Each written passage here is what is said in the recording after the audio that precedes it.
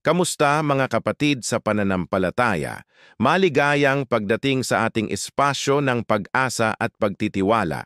Sa araw na ito, sama-sama nating itataas ang isang espesyal na panalangin, isang panalangin para sa agarang pag-agos ng pinansyal na pagpapala sa ating mga buhay.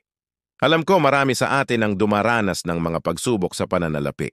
May mga pagkakataong tila ba walang katapusan ang mga bayarin at kulang na kulang ang kinikita. Pero huwag tayong mawala ng pag-asa dahil mayroon tayong Diyos na makapangyarihan sa lahat, ang Diyos ng kasaganaan.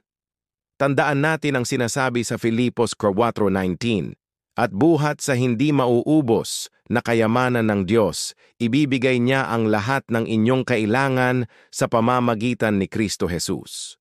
Napakagandang pangako, hindi ba?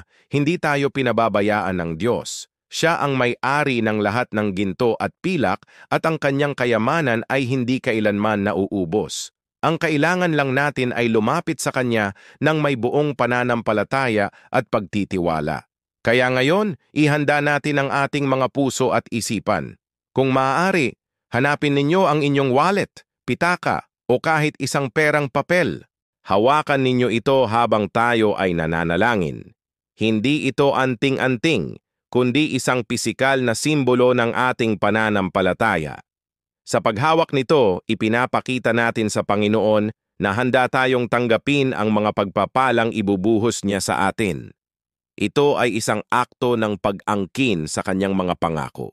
Handa na ba kayo? Manalangin tayo ng may buong puso. Ama naming Jesus, buong kababaang loob kaming lumalapit sa iyong harapan ngayon. Kinikilala namin na ikaw ang Diyos ng kasaganaan, hindi ng kakulangan. Ikaw ang nagbibigay ng ulan sa tamang panahon at nagpapatubo ng mga halaman para sa aming ikabubuhay. Ikaw ang bukal ng lahat ng mabubuting bagay. Sa sandaling ito, Panginoon, sama-sama kaming dumudulog at humihiling ng isang himalang pinansyal mula sa iyo.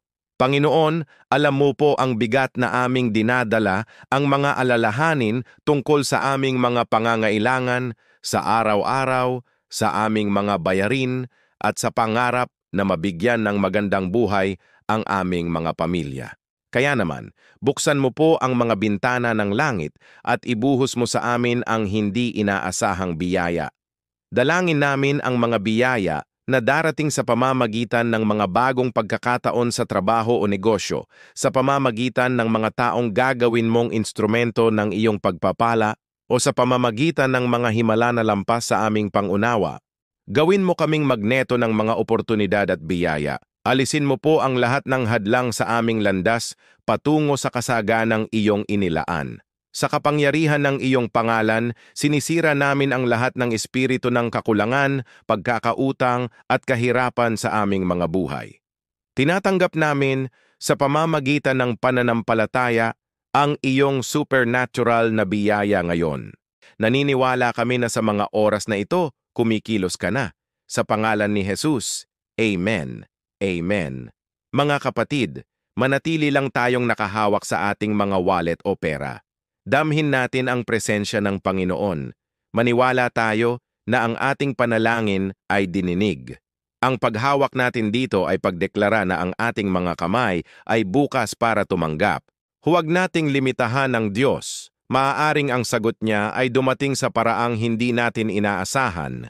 Ang panalangin ito ay hindi isang magic spell. Ito ay isang pagpapahayag ng ating pananampalataya. Ang susi ay ang gawin ito araw-araw. Gawin itong bahagi ng inyong spiritual routine. Tuwing umaga pagkagising o bago matulog sa gabi, bigkasin ang panalangin ito habang hawak ang simbolo ng inyong pananampalataya.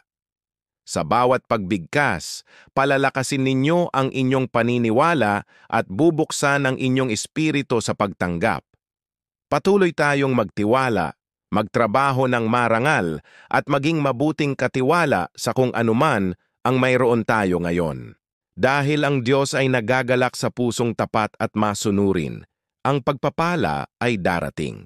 Magtiwala ka lang. Maraming salamat sa pagsama sa akin sa panalangin ito. Naway maranasan ninyo ang biglaang pag-agos ng biyaya at kasaganaan sa inyong buhay simula ngayon. Kung napagpala ka ng video na ito, huwag kalimutang i-like, i-share sa inyong mga kaibigan at pamilya, at mag-subscribe sa Liwanag at Pag-asa TV para sa higit pang mga video ng panalangin at inspirasyon. Mag-iwan din kayo ng comment sa ibaba at isulat ang Amen tinatanggap ko bilang pag-angkin sa pagpapala. Hanggang sa muli, pagpalain tayong lahat ng Panginoon.